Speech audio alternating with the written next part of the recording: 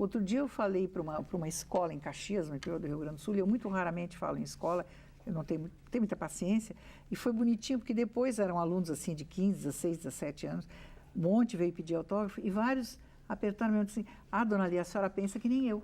Digo, mas que bom, tá vendo? Que legal. Você falou uma coisa interessante, porque você falou que quando você vai ficando mais velho, a gente tem que ir um pouco contra a corrente. Em geral, as pessoas, quando são jovens, vão contra a corrente. E quando ficam mais velhas, elas se acomodam e se conformam. Mas eu não me acomodei, então, não. se você está indo contra a corrente, você continua jovem. Não, nem sei se eu quero ser jovem. Mas não é jovem. Eu quero ser uma velha divertida. Então, elegante, divertida, até onde dá. Eu acho que a sociedade brasileira, ela, ao longo desses últimos, talvez, 20 anos, talvez, ela perdeu muito o respeito. Compostura, é que eu estou falando, respeito, por si próprio, pelo próximo, pelo que está longe. E a gente tem hoje uma sociedade que realmente é violenta. Aquela imagem que a gente tem, né, do brasileiro ser um cara cordato, do brasileiro ser um cara... Isso hoje, quando você anda na rua, você não encontra. E a questão da moralidade, eu diferencio moralidade e moralismo. Acho que moralismo é um horror. Moralismo é aquele que você não pode fazer isso, não pode fazer isso. A moralidade tem que ter alguns valores. Valores também já dá uma palavra meio desprezada, né? Você tem que ter alguns valores de comportamento. Então, as menininhas de 11, 10, 11, 12 estão fazendo sexo oral com os coleguinhas no banheiro da escola. Peraí, claro que não é todo mundo. Mas é uma coisa que há 20 anos atrás você não imaginaria, hoje é uma preocupação. Né? Então, e isso é muito triste, porque eles estão esmagados e invadidos por uma coisa com a qual eles nem sabem lidar. Então, é uma vida sexual precoce e sem afeto, em geral, sem objetivo, sem afeto. Eles nem sabem o que estão fazendo direito. Aí vem as menininhas grávidas. Mas isso é imposto um pouco também pela modelos, mídia, pelos modelos, né? Esses mitos, né? Claro. E a educação também, ela está muito esquisita. Você raramente, é verdade, você raramente vê uma mãe jovem recriminar uma criança quando está aprontando todas, entendeu?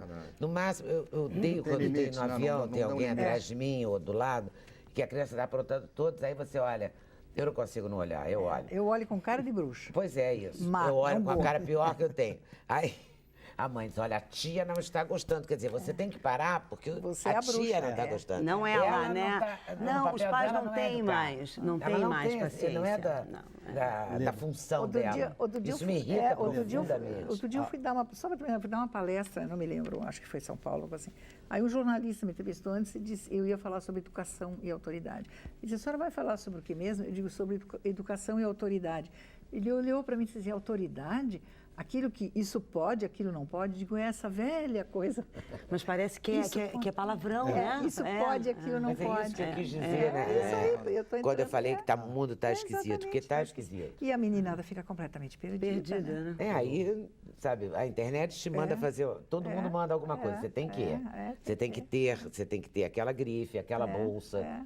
Não é? Aquela coisa, aquela roupa, aquele carro. Tanquinho, a barriga de tanquinho. Mas não enfatiza o que você também tem que fazer para conseguir ter direito a isso, né? Então eu olho uma marca, uma roupa de marca, um tênis, uma coisa assim, eu quero.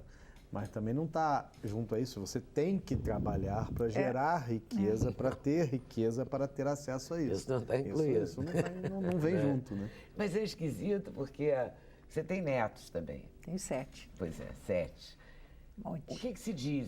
Ninguém mais é proibido dizer coisas para as crianças? Na minha família não, na minha família não e em muitas outras, minha família não, e em muitas outras famílias. Eu acho que está havendo um despertar da consciência e um pequeno retorno, as pessoas dizem, não, eu não quero assim, eu não quero que meu filho não me respeite, porque o respeito é a base também do convívio.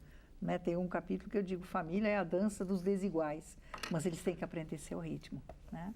Então, eu tenho a impressão que é possível, e eu não acredito mais hoje em revolução social, eu acredito em micro, essa coisa, cada pessoa, cada indivíduo, cada escola, cada família, cada turma de amigos, tentar uma coisa um pouco melhor, né? Porque a mulher também hoje, ela trabalha, e ela não tem mais paciência, ela não tem mais saúde, né? Porque ela está trabalhando, então cuidar do filho não é uma coisa importante nesse momento.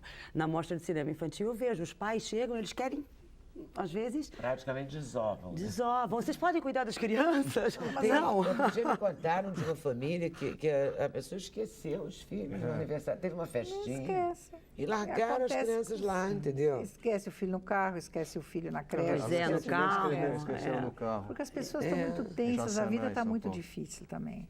A vida está muito difícil, muito tensa, as pessoas assumem muitos trabalhos, né? Para ganhar cada vez mais Para ganhar cada vez mais enfim. coisas desnessárias. Eu acho, por exemplo, que é importante ganhar o suficiente para uma vida digna. Você tem que ter comida, educação, casa, uma segurança, sua dignidade, assim. Mas com o tem de dar e ter isso, as pessoas trabalham loucamente a mais, em vez de curtir mais, por exemplo, os afetos, a casa, escutar o filho, escutar o pai, a mulher. E isso é uma coisa meio desvairada em que a gente entra, né? É complicado isso. Você acha que a gente vai reformular mesmo isso? Vai ser natural? Eu acho que o caminho desse, se assim, você olha, eu acho que vai ser natural. Chegamos aqui, acho que vai ser natural, mas eu acho, mas é achismo, né? Se você vê um pouco a história da nossa civilização, sempre houve esses períodos de calmaria, de loucura, de uma certa decadência, causa confusão agora, depois a coisa se ajeita um pouco. Às vezes vem um movimento, então, de moralismo ou de não sei o quê. E assim vai indo. A humanidade não caminha assim.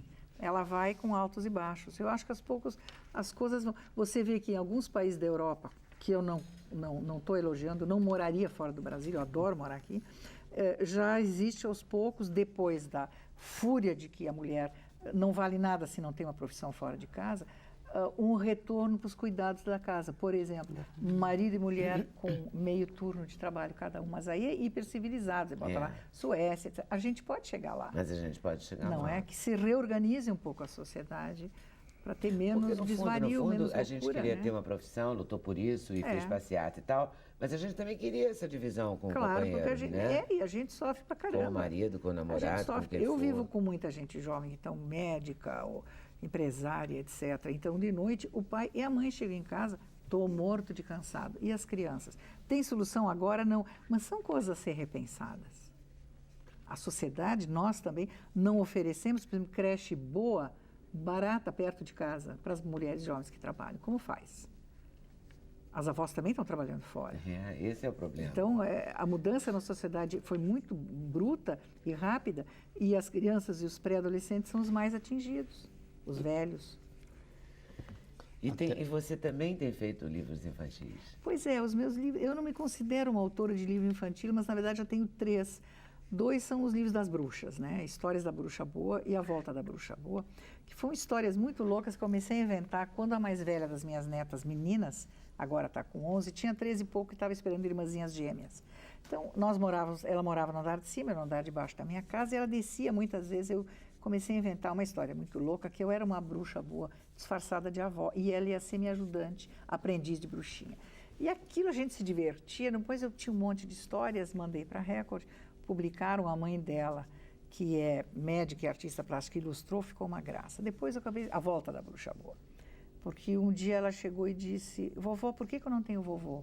Porque os 2 avós dela tinham morrido e meu atual marido, ela sabe, não é o avô de sangue delas, né? E aí eu comecei a falar, é como na natureza, as plantinhas, as árvores. Fiz lá toda uma fábula em torno da morte. Eu disse, tenho mais coisas para escrever. Aí saiu A Volta da Bruxa Boa. E depois o Criança Pensa, que eu escrevi com o meu... Eu tenho um filho que é doutor em filosofia. E um dia eu disse para ele, estou com vontade de escrever um livro sobre o pensamento infantil. As crianças têm um pensamento maravilhoso, né? Aí ele disse, existe um movimento no mundo inteiro de colocar filosofia para criança e para adolescente. Mas não assim, Nietzsche, Platão, instigar a pensar, levar a pensar mais. Eu fui criada assim, eu dizia às vezes, mamãe, eu pensei, criança não pensa. Então, tantos eu escrevi, criança pensa. E aí eu pedi para o Eduardo me dar algumas dicas para não escrever besteira. Escrevemos cada um no seu computador, trocávamos e-mails, achávamos que não ia dar certo e deu.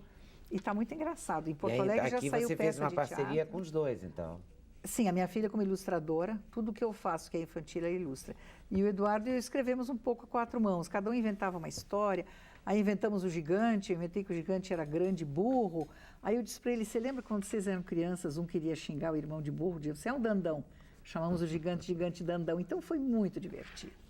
Você curte a beça, né? Eu curto. Eu não tenho muita paciência com crianças, por exemplo, eu não dou aula, eu não dou palestra, mas as crianças, assim, eu curto muito ver um ser humano que está desabrochando, eu acho uma coisa fantástica.